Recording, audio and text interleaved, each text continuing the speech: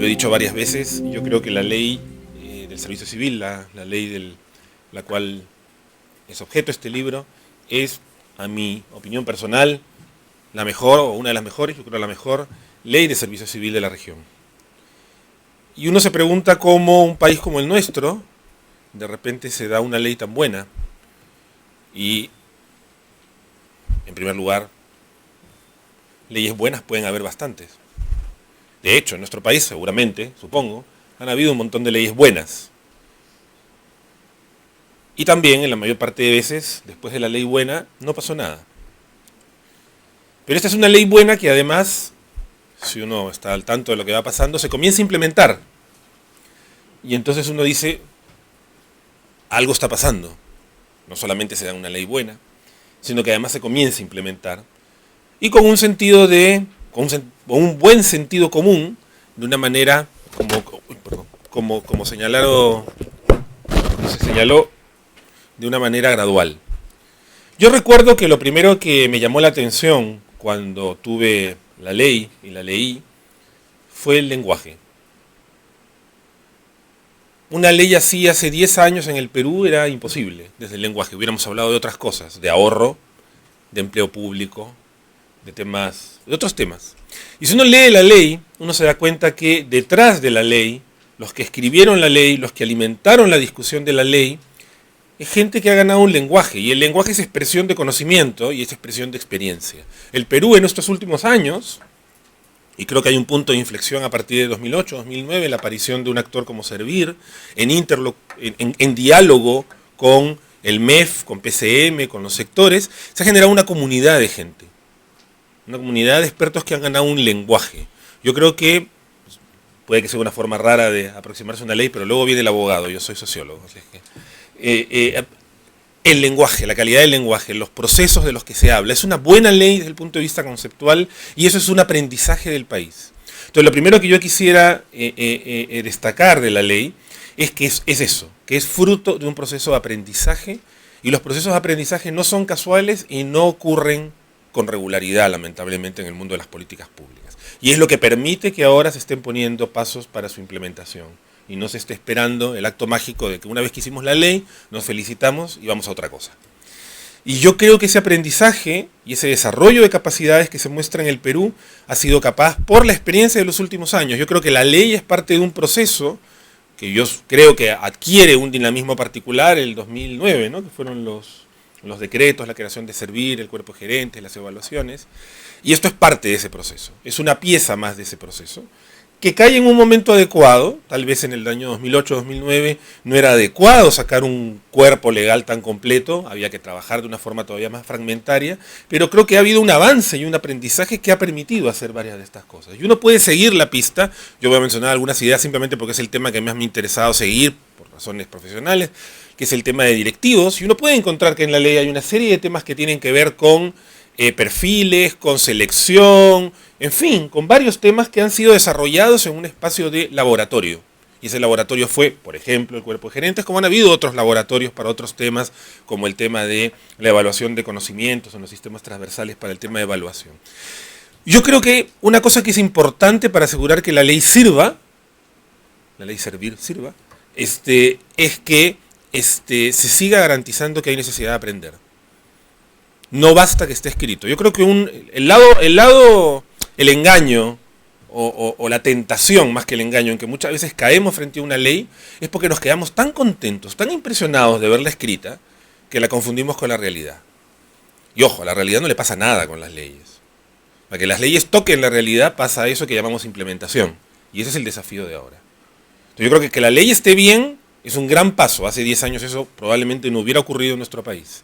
Ahora hay un desafío grande, yo sé que se está trabajando en eso, de implementación. Y ahí yo creo que hay algunos desafíos y temas que me gustaría señalar. No me voy a alargar mucho. En primer lugar, como ustedes saben, hace poco se presentó acá en Lima ya la última actualización que hizo el Banco Interamericano de Desarrollo del diagnóstico de calidad del servicio civil. El año 2009, cuando comenzamos con esto, me acuerdo de las primeras conversaciones, doctor Pasco, en fin, trabajo, el Perú tenía una evaluación de 14 puntos sobre 100 en el año 2004. y eso era más o menos en lo que estábamos, el 2008-2009. A poco tiempo de haber comenzado con los decretos y la creación de Servir, acá hay muchas personas vinculadas a eso, está Andrés, está Nuria, está José, hay bastantes personas, ya estábamos en 29 puntos. Ya la última medición del 2015 nos da 41. El Perú ha pasado en 10 años a triplicar el puntaje. Es un puntaje, sabemos que las metodologías son limitadas, pero nos dice algo.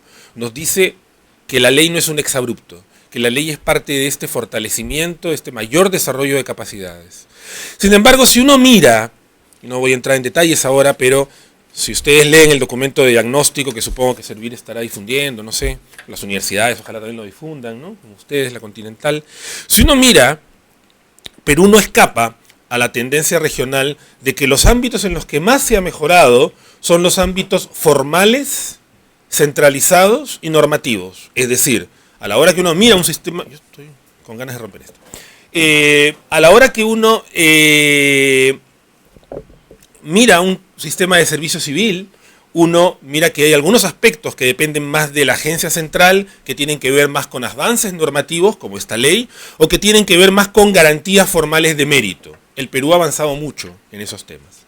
Pero hay otros ámbitos de un sistema de servicio civil que tienen que ver con herramientas y con prácticas que influyen en el comportamiento de organizaciones y de personas.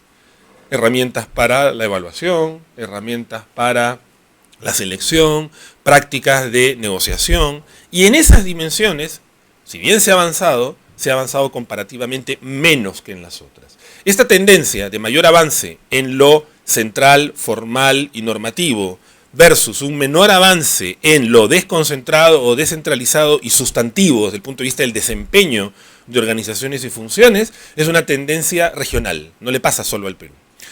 Primer desafío que entonces quisiera destacar y que está vinculado a la implementación de esta ley, yo creo que hay que ponerle ojo a esos temas sustantivos. Es decir, al desarrollo y la prueba en laboratorios, al aprendizaje de herramientas, prácticas, formas de trabajo que impacten en el desempeño de las personas que trabajan en el Estado y de las organizaciones. ¿Y por qué eso es importante? Porque a fin de cuentas es lo que tiene un vínculo con los ciudadanos. A los ciudadanos, discúlpenme, pero a los ciudadanos que hay una nueva ley del servicio civil, a los ciudadanos que la agencia de Servir sea más fuerte, a los ciudadanos que hayan mayores criterios de mérito para la selección, sí está bien, pero en fin de cuentas me pasa por el costado. A los ciudadanos que lo atiendan bien cuando va al seguro, a los ciudadanos que lo atiendan bien en la escuela, a los ciudadanos cuando va a hacer un trámite que no le pidan 4 veces el mismo papel, a los ciudadanos que se les garantice sus derechos. Es decir, los ciudadanos lo que perciben son personas que generan servicios de calidad para ellos o no. Y es ahí donde estas dimensiones sustantivas son fundamentales. La implementación, o sea, la ley incluye ya, ¿no? Mandata varias de estas cosas. Implementarlas es clave. Y ojo, ahí yo creo que algo que es importante es mantener esta idea de gradualidad, de una implementación que va aprendiendo. La posibilidad de aprender es clave. Entonces, un primer desafío creo que es una implementación gradual que siga nutriéndose de aprendizaje y que vaya a lo sustantivo. Un segundo desafío creo tiene que ver con el proceso de implantación. El proceso de implantación pasa por hacer un conjunto de valoraciones y de procesos en las entidades que pasan al nuevo régimen. Hay experiencia internacional que muestra que es fácil bloquear esos procesos, ¿no? Entonces las instituciones que están a la mitad del camino se plantan en algún lugar del camino porque es una forma de hacer resistencia pasiva. Es cierto que en el caso peruano hay un buen incentivo, ¿no? Que está vinculado al tema de salarios al final de la transición.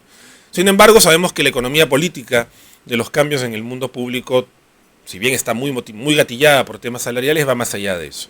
Creo que hay que estar muy atentos a ese tema. Hay que estar muy atentos a que no se nos trabe y tengamos entonces un montón de entidades haciendo una transición que no termina nunca, ¿no? Yo creo que ese es el tema de la gradualidad, ese es un tema que caracteriza el buen esfuerzo de reforma peruana, lo escribí en el libro que se publicó acá, un proceso gradual que va evaluando cuáles son las áreas en que se puede trabajar y qué es lo que viene para después. Creo que es una lógica que hay que mantener y que está vinculada a esta idea de aprender. Y luego, un desafío que a mí, otra vez, por el tema que me preocupa mucho, que es el de directivos, es que yo creo que en el tema de directivos hay algunos temas que, en particular, es mi opinión personal, en la ley habría que mirar con cuidado.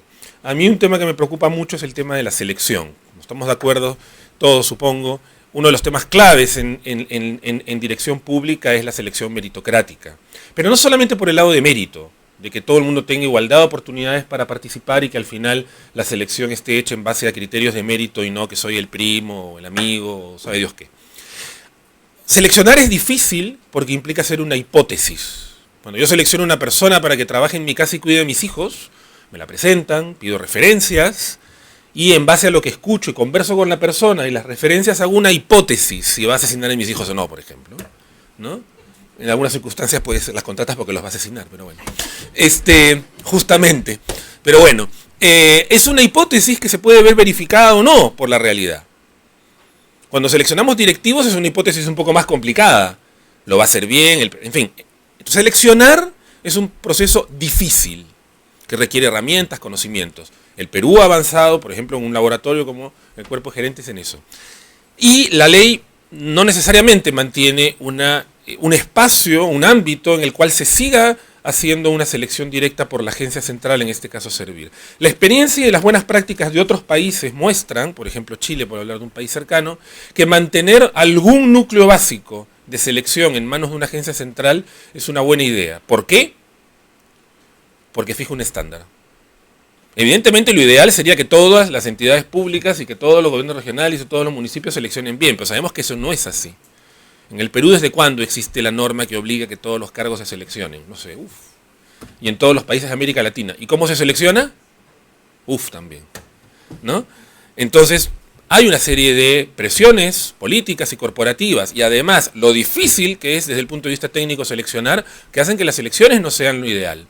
Por lo tanto, que haya un núcleo básico, no todo el segmento directivo porque es muy grande probablemente, pero que haya un núcleo básico de directivos que son seleccionados con determinados estándares, fija un estándar y por lo tanto permite la comparación. En Chile, por ejemplo, de los 3 niveles directivos hay un nivel que es seleccionado directamente por la Dirección Nacional de Servicio Civil, que sería la agencia central, y los demás se van delegando. Creo que ese es un tema que valdría la pena porque no es un tema menor y es un tema que tiene que ver con la credibilidad del sistema.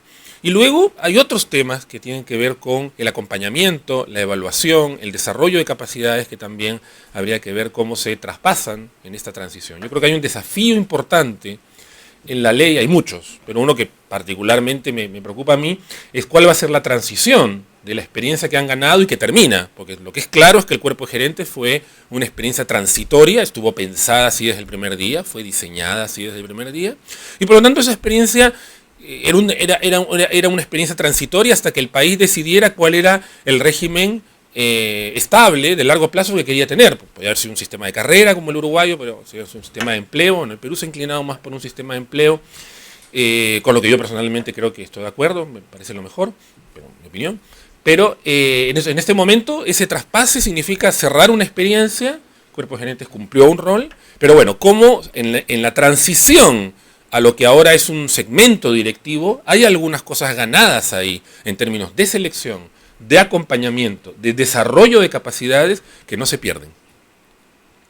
Y ahí tenemos incluso ventajas frente a países como Chile. En Chile el sistema de alta dirección es básicamente un sistema de selección.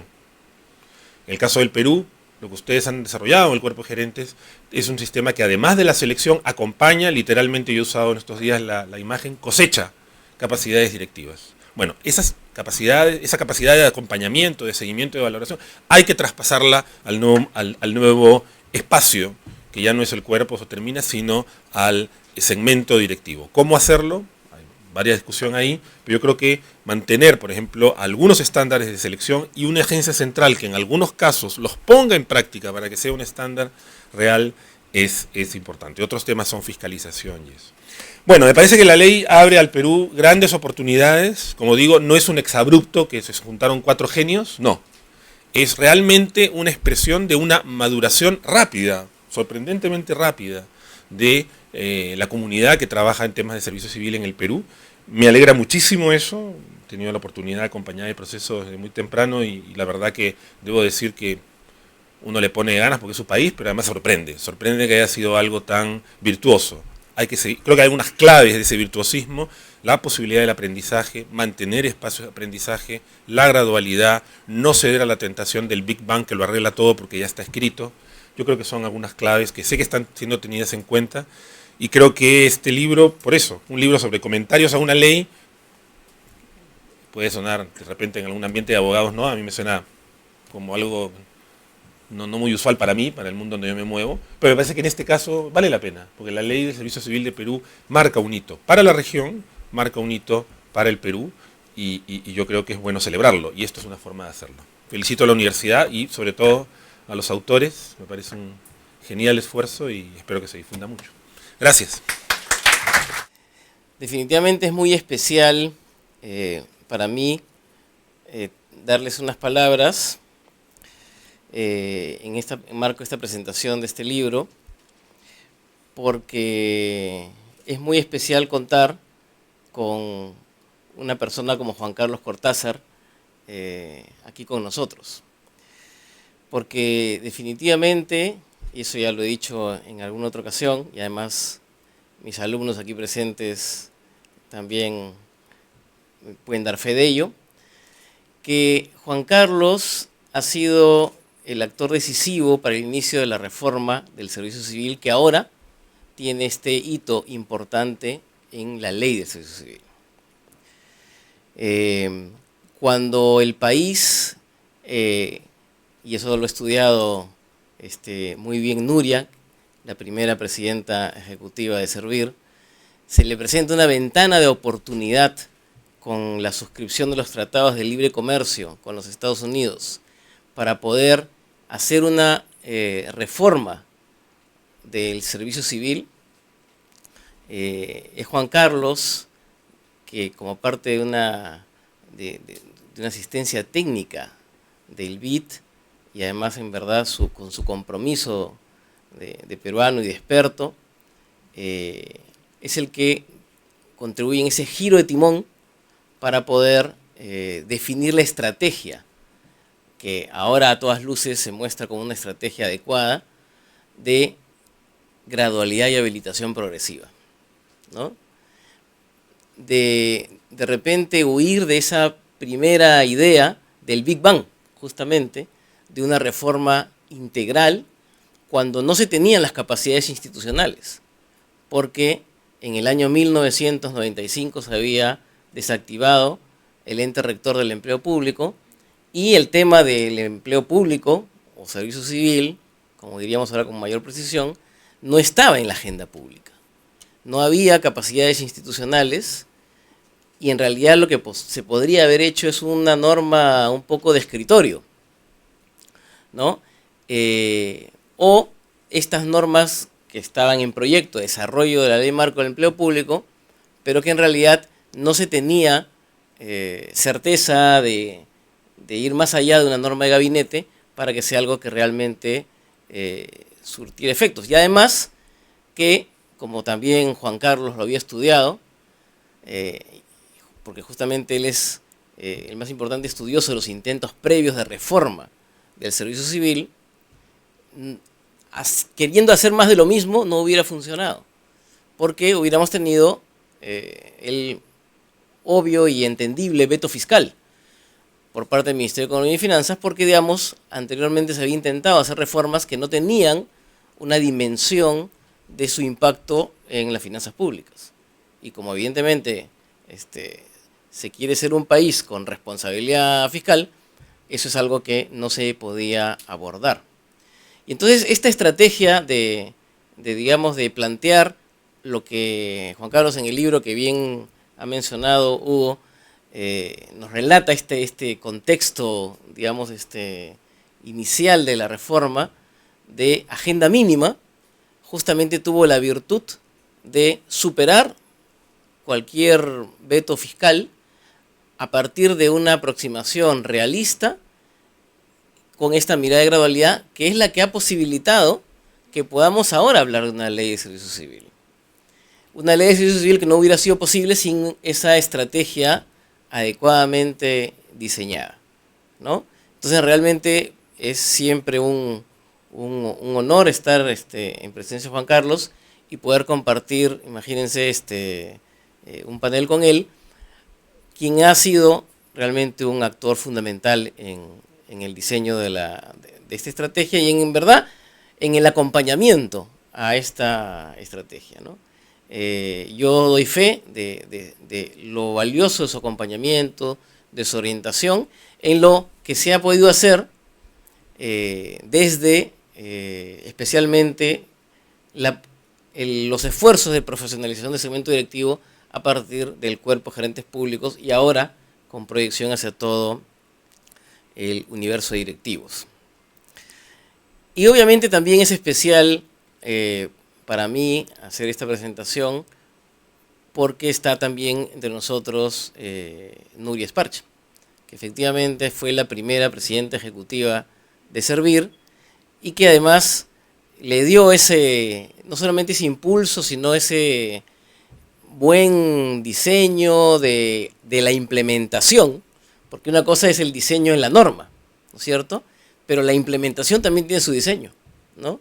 Y esas valiosísimas orientaciones, esa mirada estratégica, esa gran capacidad para poder hacer que las cosas sucedan, lo que Nuria le imprimió y de alguna manera fijar una política que ha continuado y eso también evidentemente es una cosa muy positiva. Entonces definitivamente es muy especial y es muy especial también en el caso de la universidad, porque la universidad, la escuela de posgrado en especial y Emma Barrios en particular, que es la editora de este libro y que en verdad es la que tuvo la idea de publicar este libro, ¿no? Y ha estado, digamos, no solamente como idea, sino insistiendo y con esa tenacidad que le caracteriza para que este libro dé a luz, ¿no? Porque efectivamente Emma desde un primer momento ha visto que la reforma del servicio civil es una de las más importantes reformas que hay en el Estado y que valía la pena que desde la academia se hiciera todo el apoyo por impulsarla. Y no solamente un apoyo, digamos, desde la reflexión académica, que ya es importante y sería muy importante, sino además un apoyo comprometido, ¿no? ¿En qué más se puede hacer para contribuir con esta reforma, que es una reforma importante? Y entonces cuando efectivamente ya en este gobierno se toma la decisión sobre la base de lo avanzado, de llevar a cabo, no sin audacia, eso es una cosa que menciono también en el artículo, no sin audacia, de una ley del servicio civil que pueda universalizar todo aquello que ya se había de alguna manera esbozado y con efectivamente, como señala Juan Carlos, con esas capacidades técnicas desarrolladas, aunque con una gradualidad responsable. Entonces Emma, que había estado apoyando también toda la primera etapa del inicio, considera que es importante apoyar también esta ley y sus reglamentos y su entrada en vigencia. Como dice Gringle, no es en la ley, sino en su implementación, donde se decide, ¿no es cierto?, el éxito de una reforma. Y efectivamente, tenemos una buena ley reglamentada, ¿no es cierto? Eso ya es un avance, como nos recordaba hace poco Mariano Lafuente en un evento, y también Juan Carlos, organizado justamente por el Banco Interamericano de Desarrollo, presentando el diagnóstico, y acá tenemos a Gonzalo Deusto, justamente representante del BID. Hace poco se ha presentado este diagnóstico del servicio civil en el año 2015, el servicio civil peruano. No son todos los países que tienen leyes de servicio civil los que la reglamentan. O sea, ahí hay un tema ya importante, y no solamente hay una reglamentación, sino hay un trabajo importante de servir de su instrumentación, a través de directivas, a través de herramientas e instrumentos. Entonces, este tema de avanzar en la reglamentación, ¿no es cierto?, hace que Emma considere que es importante apoyar esta iniciativa, porque estamos ante una, como se ha señalado, de las más importantes legados de esta gestión, y que sin duda puede significar un punto de inflexión entre un servicio civil con, digamos, ciertos avances a un servicio civil de calidad como el que aspiramos a ser, un servicio civil profesional que es necesario para el desarrollo de nuestro país.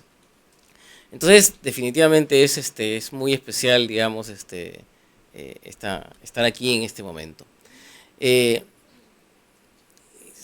Luego, lo que me toca a mí es presentar a los autores y una brevísima sumilla, digamos, de lo que son cada uno de sus contribuciones en este libro.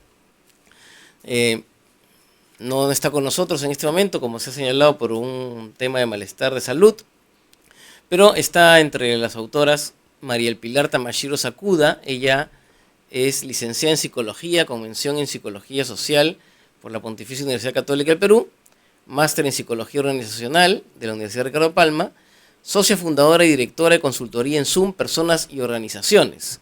Quienes la conocemos sabemos que es una consultora con mucha experiencia en los temas de gestión de personas en el sector público, particularmente, ¿no? Cuenta con una amplia experiencia en ello y realmente presta servicios de consultoría muy relevantes, muy importantes a distintos ministerios, organismos públicos, gobiernos regionales.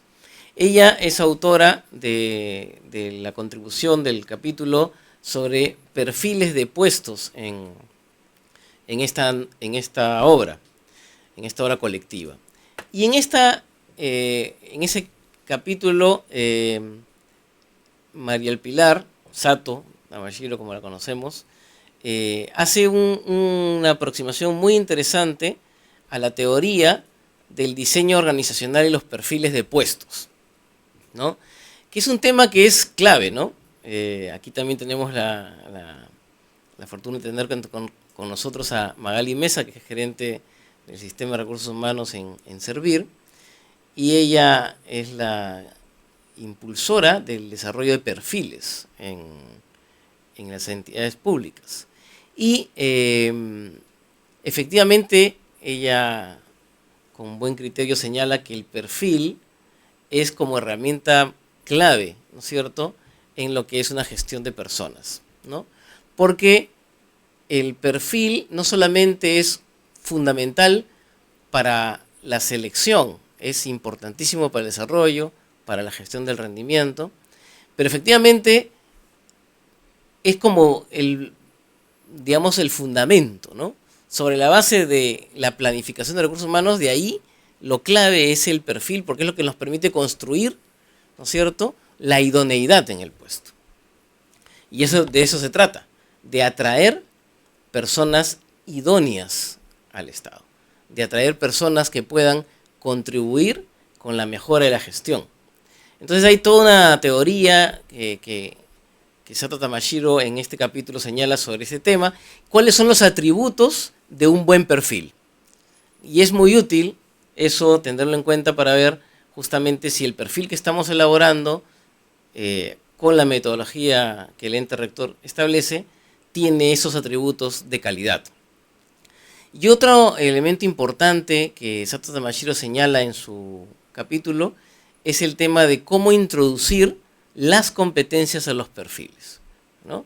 Que es un tema que tiene cierta complejidad, ¿no? No estamos acostumbrados a introducir el tema de competencias en perfiles. En verdad no tenemos costumbre de trabajar adecuadamente perfiles y menos introducir la variable de competencia. Entonces nos da una serie de criterios muy importantes este capítulo y además con algunas herramientas de cómo aplicar y cómo graduar adecuadamente las competencias de los perfiles. Y cómo de alguna manera verificar que estamos aplicando bien la metodología que el ente rector establece para los perfiles. Entonces, en ese sentido, creo que el capítulo de Sato Tamashiro aporta bastante a lo que son el manejo de perfiles de puestos. Luego tenemos dos capítulos que son aportados por el profesor Ángel Portugal, que aquí está con nosotros. Ángel Eulogio Portugal Vargas es magíster en Derecho, con mención en Derecho del Trabajo y estudios de especialización en Derecho Colectivo del Trabajo por la Universidad San Martín de Porres. Tiene experiencia como jefe de la Oficina de Recursos Humanos de la Presidencia del Consejo de Ministros, como asesor de Secretaría General también en la Presidencia del Consejo de Ministros. Especialista también ha sido de gerencia de de políticas de servicio civil y asesor legal de la Oficina de Asesoría Jurídica en Servir. Ha sido también asesor técnico de la Alta Dirección del Ministerio de Trabajo y Promoción del Empleo, asesor legal de la Oficina de Asesoría Jurídica de la Dirección Regional de Trabajo y Promoción del Empleo de Lima Callao, por lo que pueden ver que tiene un amplio expertise en justamente la materia que es su contribución. Él ha elaborado los capítulos de derechos individuales y también el capítulo de derechos colectivos del trabajo y sus principales innovaciones. Y entonces en ambos artículos él pasa por una revisión experta sobre algunos de los derechos claves que la Ley de Servicio Civil establece, ¿no? Como por ejemplo el derecho de compensación, los descansos vacacionales y cuáles son un poco las diferencias con la legislación previa y cuáles son a veces dificultades interpretativas, ¿no? El descanso vacacional, la jornada máxima, el descanso semanal mínimo, refrigerio, permisos y licencias, seguridad social en salud y pensiones, defensa legal, los temas de suspensión del servicio civil entre perfecta e imperfecta, las nuevas causales para extinción o término del vínculo laboral en lo que atañe a derechos individuales, y en lo que atañe a derechos colectivos efectivamente se centran las principales innovaciones, como las precisiones respecto de quiénes están excluidos de los derechos colectivos, las variantes en la regulación de derechos de sindicación, en negociación colectiva. Ahí hace un comentario muy interesante a la sentencia del Tribunal Constitucional sobre el tema de negociación colectiva y sobre huelga. También hace alusión a precedentes vinculantes que Servir ha señalado sobre las materias sobre todo de derechos individuales y colectivos. También tenemos la contribución de José Valdivia Morón. José Valdivia es abogado por la Pontificia Universidad Católica del Perú. Él es especialista en Administración y Gestión Pública. Actualmente se desempeña como secretario general de CERFOR, ha sido secretario general en CONCITEC, asesor de Presidencia Ejecutiva en la Autoridad Nacional de Servicio Civil, donde también se ha desempeñado como gerente de desarrollo de capacidades y rendimiento, jefe de la Oficina de Asesoría Jurídica, secretario técnico del Tribunal de Servicio Civil, como encargado en todas esas posiciones. También ha sido asesor de alta dirección en los Ministerios de Defensa, Mujer y Desarrollo Social y Agricultura. Y él presenta en la obra colectiva un artículo sobre cuáles son los alcances que tiene la Ley de Servicio Civil y el proceso de implementación, dando una visión panorámica de la reforma, su ámbito, sus ventajas, la estructura del servicio civil y con un detalle también importante sobre el tema del tránsito, cómo se está reflejando o se está, digamos, definiendo que deba ser el tránsito al régimen del servicio civil. Tenemos también una contribución sobre gestión de las compensaciones a cargo de Abel Ceballos Pacheco, también que nos acompaña. Abel Ceballos es magíster en Administración por la Universidad San Ignacio de Loyola, con experiencia como gerente general del Instituto Nacional de Radio y Televisión del Perú, además de jefe de la Oficina de Planeamiento y Presupuesto en Servir, ha sido director de la Oficina de Finanzas del Ministerio de Transportes y Comunicaciones, y en Indecopi tiene una vasta experiencia como gerente de Administración y Finanzas, subgerente de Administración y Finanzas, jefe del área de Contabilidad, Presupuesto y Tesorería.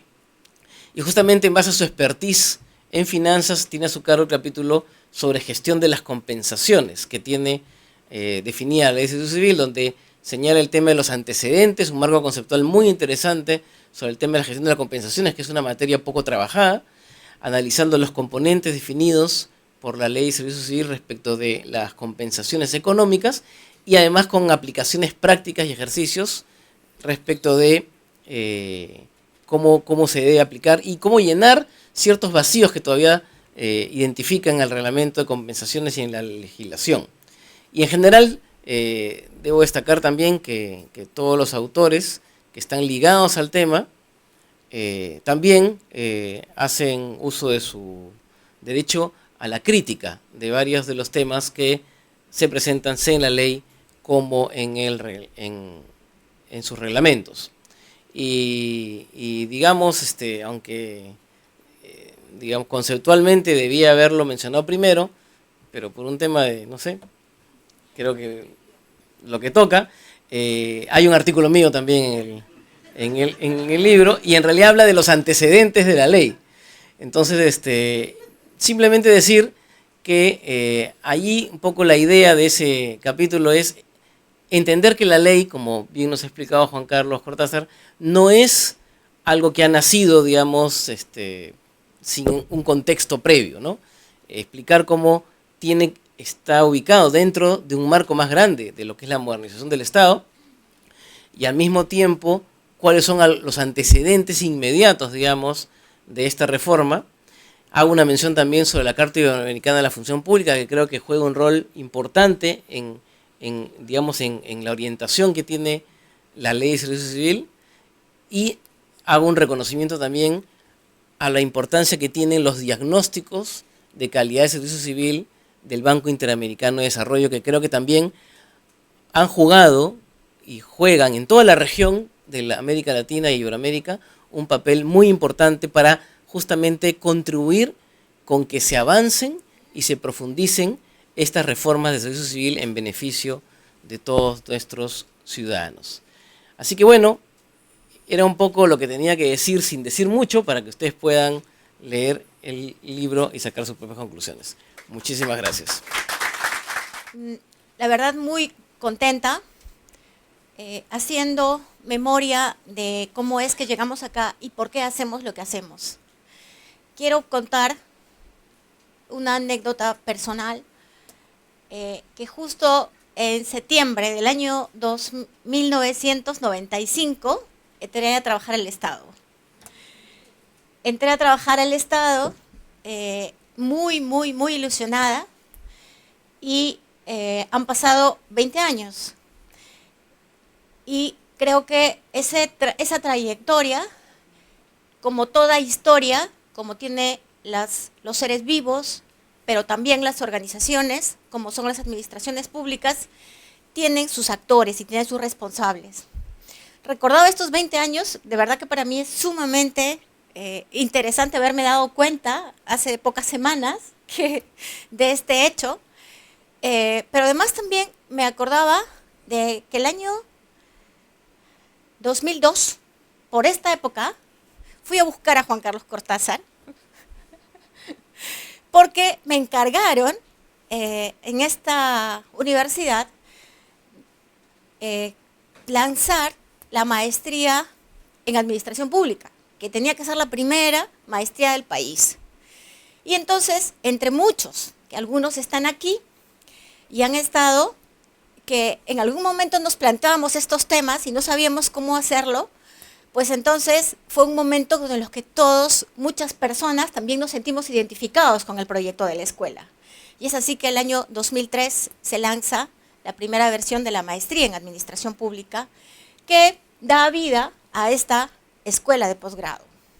Y entonces me acuerdo de otro hito, el año 2008, por esta época también, que en junio se publican los decretos legislativos, y como en estos pasillos, ¿no?, hablábamos de todo eso, pues entonces nos sentamos en esta sala con todos los que habían escrito los decretos legislativos, los 8 del equipo, y incluidos algunos invitados que también están, algunos aquí esta noche, incluida Nuria, que no sabía que a las pocas semanas la iban a invitar a ser presidenta de Servir. Pero nos sentamos a analizar los decretos legislativos, a ver, compartir esos decretos legislativos. Entonces, en verdad esta sala, esta escuela, ha sido actor de cada uno de estos procesos. Entonces, nos toca también ahora comentar la ley. ¿Por qué comentarla? Comentarla porque en un proceso en el cual la gestión no es una cosa dada, uno no nace gestionando, donde todos los que hemos pasado por la administración pública sabemos que no bastan los conceptos ni los estudios, sino básicamente compartir la experiencia, el benchmarking y todo esto que procede de otras disciplinas, pero que también las asumimos, pues entonces podemos encontrar muchas formas de compartir, muchas formas de difundir. Una de esas formas es un libro. Yo les invito, por mi experiencia en gestión, que me demuestra que mientras menos desarrollado está un sistema, necesita formalizarse más, necesita difundirse más, y que ayuda mucho el que uno comparta la experiencia, ayuda mucho a que uno encuentre cosas escritas, ayuda mucho a que muchos de ustedes, así como lo han hecho los autores de este libro, se sienten a sistematizar y a compartir y a analizar qué funciona, qué no puede funcionar, cuáles son los riesgos. Entonces, en este país no se hacían perfiles en la administración pública. Había que ponerse a hacer perfiles. ¿Qué cosa es un mapa de perfil? ¿Qué es eso de competencias? ¿No? Entonces, no va a ser suficiente que sigamos escribiendo una y otra vez. Probablemente no hagamos muchos libros impresos, pero lo importante es escribir, lo importante es compartir. Encontraremos, como en algún momento también se seguirá haciendo en esta escuela, formas más versátiles de compartir, ¿no? Qué sé yo, las redes, miles de formas, pero porque tenemos que reforzar estos tres elementos que son tan centrales en este logro que ha sido producto de muchos actores de muchos años. Cuando yo digo 20 años, ustedes dirán, cada uno de ustedes escuchará y dirá, algunos 25, y otros dirán 15, y otros dirán 10, y otros dirán 5. Pero cada uno tiene su acta de nacimiento. Y esa acta de nacimiento, para expresarse en tres elementos que me parecen absolutamente claves en esta reforma, y que depende fundamentalmente de los actores, de las personas que son cada uno de ustedes que están aquí. El concepto de profesionalización. El concepto de profesionalización, como lo decíamos también en estas aulas en algún momento, hace rato que nosotros somos profesionales, nadie nos ha dado que no pertenecemos a tal ley o a tal otro. No importa que no seamos, que cada 6 meses nos tengan que renovar el contrato. Lo importante es que nosotros nos sentimos que somos de carrera. 10 años de carrera, 15 años de carrera, 20 años de carrera en la administración pública. Esa profesionalización y entonces ese compromiso. El mérito. Si estamos aquí es porque estamos convencidos que queremos hacer cada día mejor y que nos preparamos para hacer cada día mejor nuestro trabajo para que llegue de mejor manera a los ciudadanos. Y por último, el compromiso, que sin eso, que sin ese elemento fundamental por el cual trabajamos más horas, por el cual nos complicamos la vida metiéndonos a trabajar en instituciones inestables, donde sabemos que un día es una cosa, el otro día es otra decisión, nos metemos a cosas complejas. Si no hubiera ese compromiso, pues no lo haríamos. Entonces, esos tres elementos que creo que son centrales y que se reflejan en un elemento formal que puede ser una ley, que pueden ser los comentarios, creo que son centrales y son formas en las cuales nos podemos ir apoyando, nos podemos ir estimulando para que este proceso realmente sea un proceso alimentado por las personas, que son cada uno de ustedes, cada uno con sus experiencias, con sus historias, con sus aportes, como también por las cosas que podamos escribir, normar, formalizar, dependiendo del puesto que nos toque tocar, que nos toque asumir.